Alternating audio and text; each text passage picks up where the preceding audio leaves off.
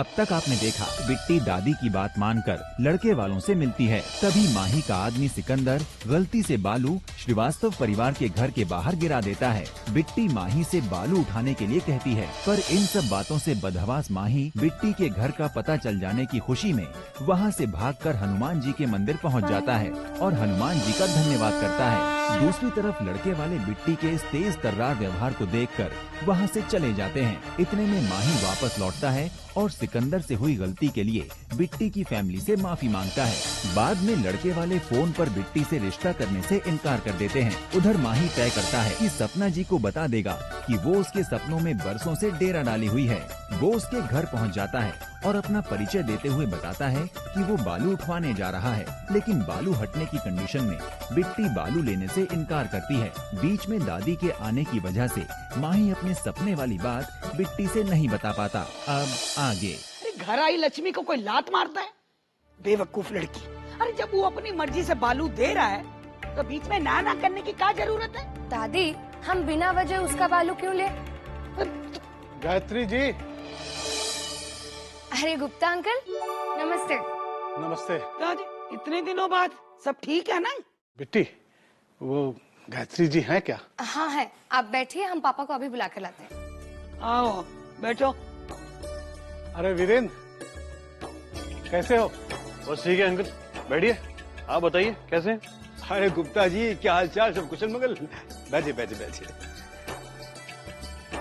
अरे आप तो आजकल दिखाई नहीं देते, आपने सुबह टहलना भी बंद कर दिया। गायत्री जी, बहुत परेशानी में चल रहा हूँ, वो सब मैं आपको बाद में आराम से बताऊंगा। अभी एक काम से आया हूँ। हाँ बताइए ना। गायत्री जी, हमें 50,000 रुपए उधार दे सकते क्या? अगले 3 महीने में लौटाने की कोशिश करूंगा, बहुत जरूरी है। लगता है काफी परेशानी में है आप। ठीक है गुप्ता जी। अरे गुप्ता, बड़े ही गलत वक्त पे आए हो। अब भाई सुमन और सौर्या की फीस जमा करिए, और इधर बिट्टी की शादी की बात भी चल रही है। हम तो खुद ही पैसा जुटा रहे हैं।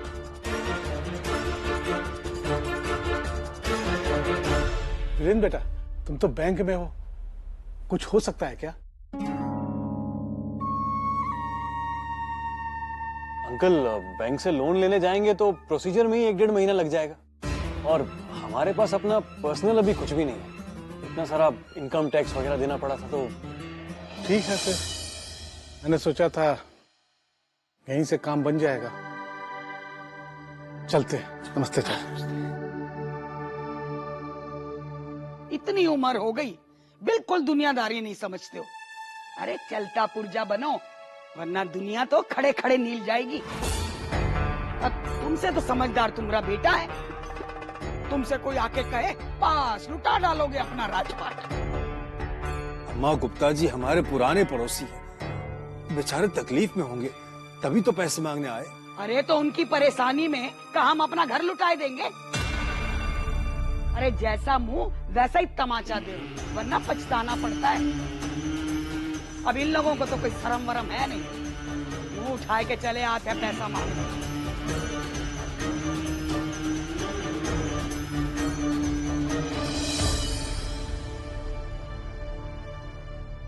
दीदी, उस लड़के का नाम क्या है?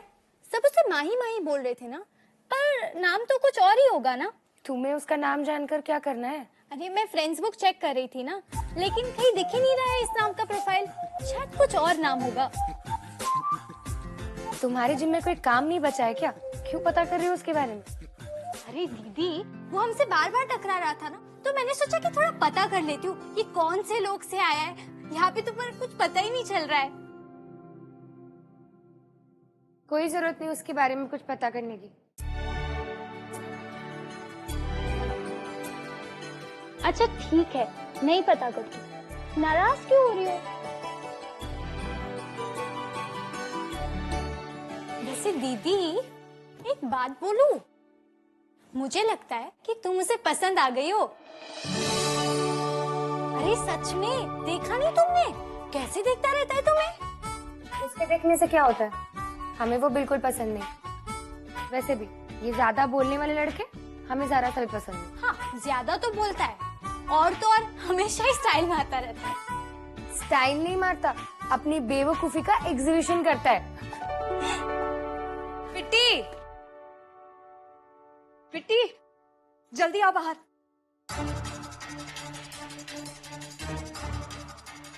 माफ कर दीजिए, थोड़ा थोड़ा थोड़ा वक्त दे दीजिए लड्डू जी। अम्मा, हमें इन्हें रोकना चाहिए। कोनो जरूरत ना है। पैसा लगेगा ले।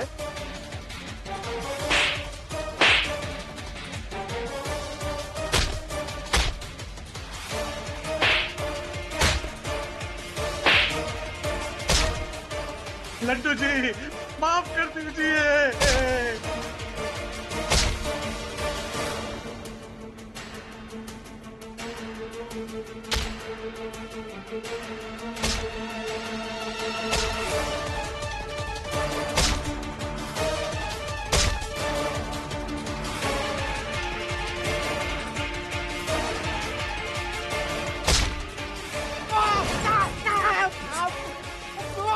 क्या रे? क्यों नहीं देगा पैसा? लड्डू से तुम पैसा नहीं देगा रे? तुमको हमारा पैसा बचाएगा तू रे? तुम लड्डू सिंह का पैसा नहीं देगा रे? अरे बाबा क्या कर रहे हो? छोड़िए छोड़िए आप क्या कर रहे हैं आप? एक ही बगल बिल्ले को इतनी चढ़ गई इसको, ये हमने सूद देता है न मूल देता है। गुप्त वाले जिलेबी खाने के लिए पैसे दिए थे तुमको। जितना देवता पितर है ना रे, सबको याद कर ले। अब तू नहीं बचेगा, तेरे ऊपर रोलर चलवाऊंगा। रोलर चलाने क्या कर रहे हो? हम हैंडल करते हैं ना, ये मोहल्ले में आने जाना है, काम चल रहा है हमारा। समझते काहे नहीं हो? हम आके पैसे लेके जाते हैं। तो लड्डू सिंह का पैसा नहीं रखा रे? बाबा छोड़िए आप, चलिए। गुप्त बा, हमारा बेटा अम्मा ही आ गया इसलिए तुमको छोड़ रहा है।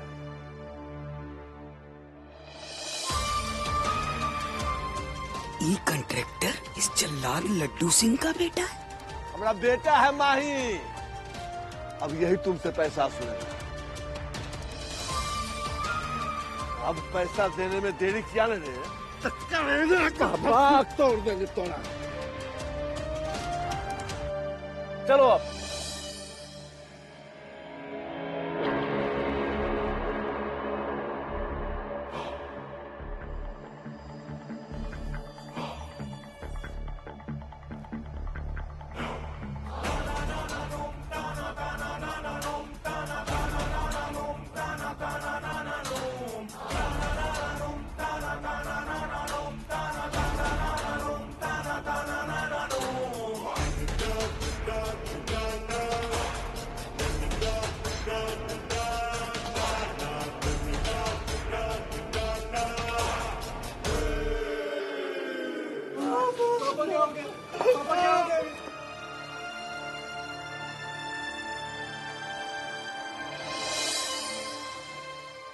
लगता है इसको कहीं देखे हैं।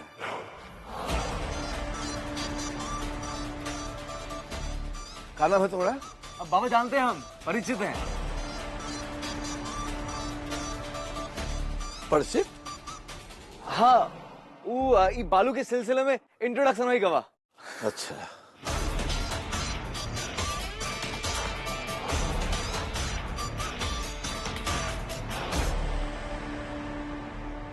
चल बेटा।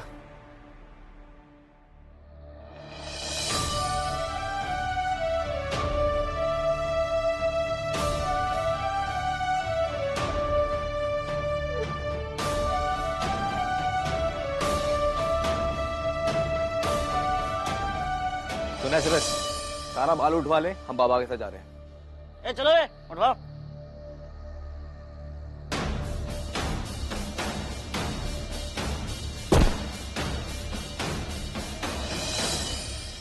सपना जी, गहमा गहमी में आपसे बात नहीं हो पाए, लेकिन हम फिर वापस आएंगे।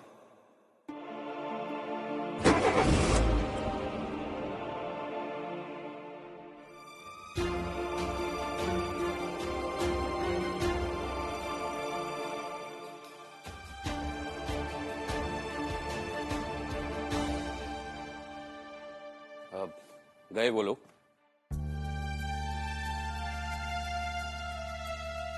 चलो गरीमत है, इस मोहल्ले में गदर उपद्रव तो थमा।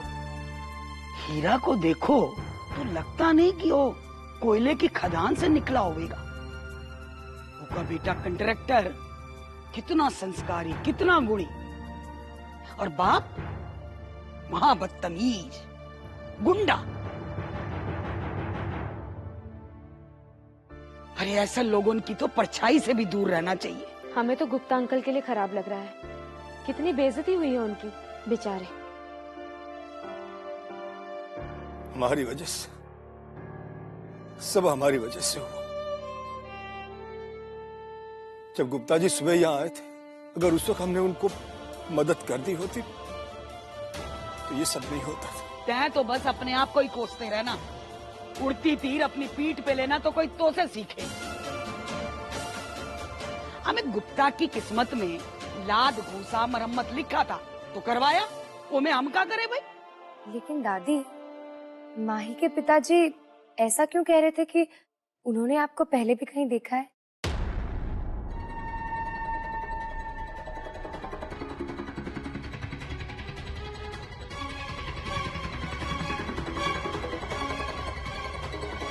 भजन कीर्तन की उम्र में बहुत तेवर है तुम्हारा। दही खाओ, दिमाग शांत रहेगा। सींग है ओका खोपड़ी में, कहीं भी अड़ाए देते हैं। हम तो कहते पागल आदमी है, कहीं भी कभी भी कुछ भी बकता है। अरे छोड़ो उसके बारे में क्या बात करना, दूसरे के जंजाल में हमें काहे फंसना। चलो अब नाश्ता लगाओ।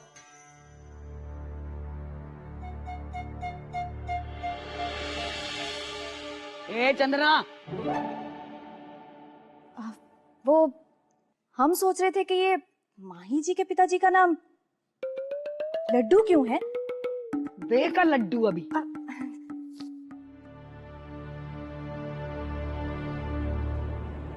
बाबा कहाँ जा रहे हो? अबे घर जा रहे हैं, और कहाँ? हमें नहीं, अभी घर नहीं जाबो, कहीं और चलते हैं। क्या है? क्या हुआ? मूड का छींचा लहदा रोए पड़ा, खोपड़ी में लड्डू बना रहे हैं।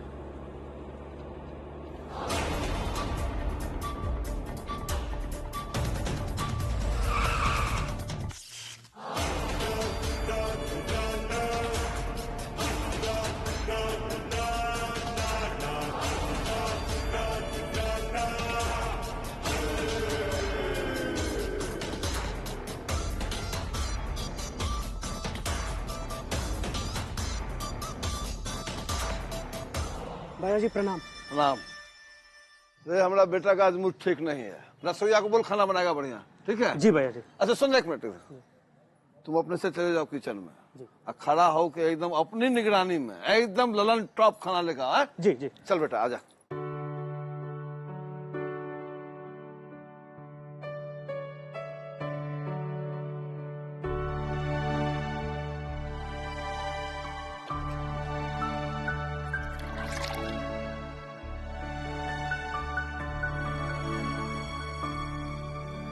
मूड खराब है तुम्हारा?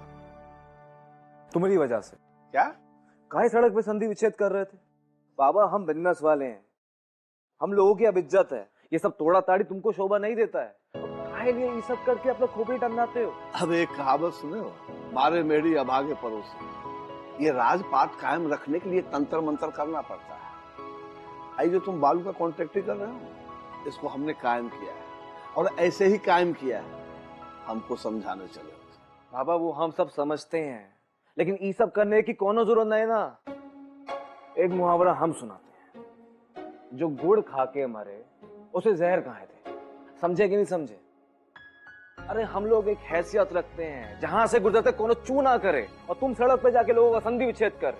किसके लिए? छोटी सी वसूली के लिए। अरे तुम हमें बताते, हम हैंडल करते ना, लेकिन नहीं, लगा दिए उस बंदे के घोड़े। अबे बेटा, तो हमको कहाँ मालूम था कि तुम्हारा उस मोहल्ले में आना जाना है? हमारा वो मोहल्ले में आना जाना बहुत है, गहरा रिश्ता है हमारा मोहल्ले से।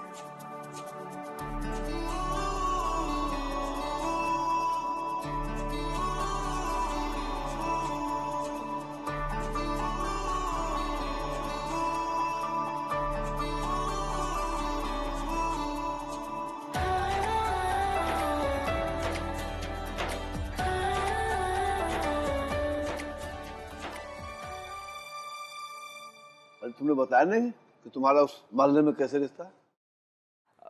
अरे बाद में बताते हैं, सब्र रखो। पहले तुम एक तो बात बताओ, तुम्हें कभी प्यार हुआ है?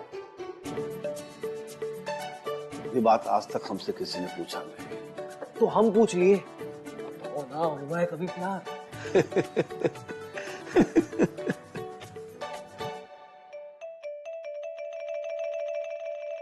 हुआ था, प्यार हुआ था एक बार। कब, कहा, कौन रही बाबा? गांव में। पहले हम गांव में रहते थे ना। मुखिया की लड़की रही वो, राधा नाम था उसका।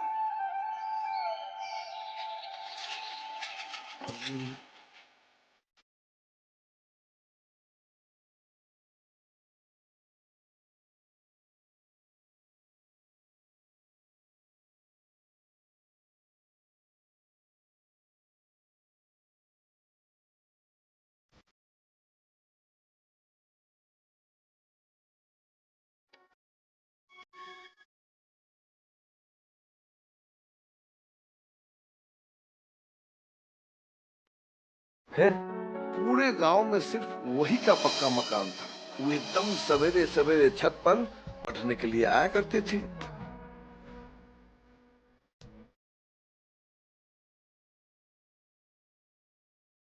मालूम होने के बाद हम रात में ही छुप छुपाए के उसके छत पे आए गए और हुआ ही सो के पूरी रात बिताई थी।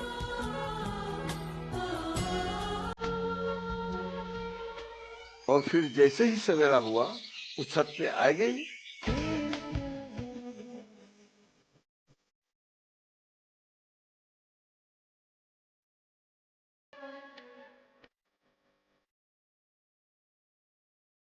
बिल्कुल सामने खड़ी थी। फिर क्या, हम उसको बोल दिए कि हम तुमसे मोहब्बत करते हैं। सीधा बोल दिया बाबा? हाँ तो और क्या, तो पंडित से मुहूर्त निकालते हैं बोलने के लिए। तो ऊखा बोली? ऐसे थोड़ी ना प्यार मान लेंगे। प्यार में तो पहले उपहार दिया जाता है। जाकर उपहार लेके आओ। मेरी हंसिनी। अब वो उसकी फरमाइश थी तो जुगाड़ लगा के पास के शहर भाग के गए और जल्दी से हुआ से एक बढ़िया सेंट लेके आए। उपहार लेने वो घर के पीछे आई। वहाँ गैया बंधी थी जो इतने जोर से आवाज निकाली सुन के राधा घबरा गई और हम दोनों साथ में गोबर में गिर गए और पूरा सेंट भी गोबर में गिर गया। बाबा तुम तो गोबर ही बना दिए।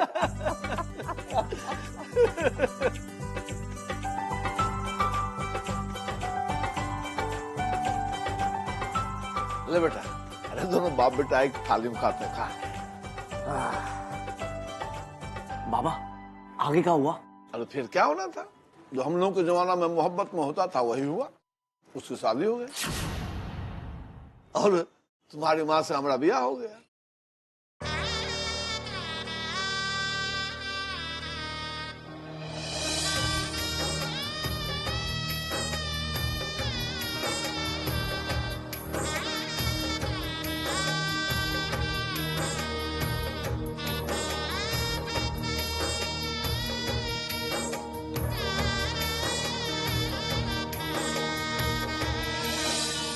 अब कुछ भी हो, लेकिन हम अपनी प्रेम कहानी का ऐसा परिणाम नहीं।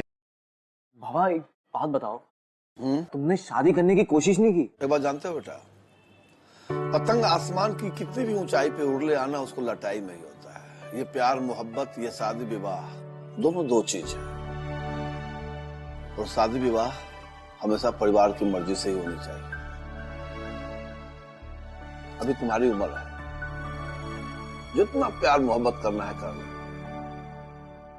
हम कुछ नहीं बोले, लेकिन एक बात याद रखना कि तुम्हारी शादी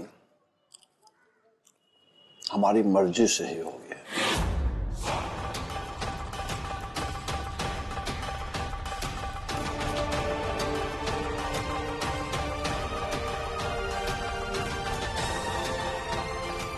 हाँ, कितना बढ़िया ललन टॉप रसगुल्ला खा बेटा।